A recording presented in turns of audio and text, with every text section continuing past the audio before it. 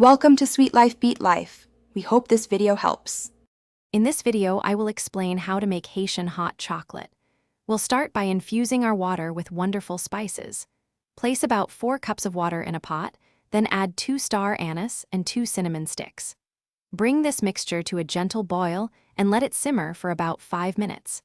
This allows the beautiful aromas and flavors of the spices to truly blossom, creating a fragrant foundation for our delicious drink.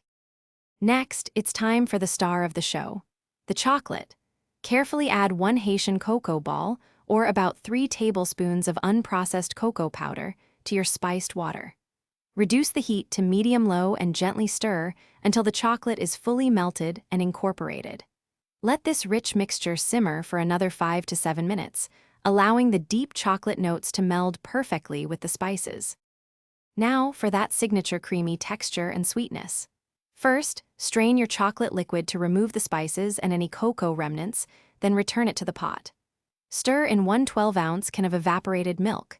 Next, add about 1/3 to 1/2 cup of sugar, or to your taste, along with a small pinch of salt and 1 teaspoon of vanilla extract.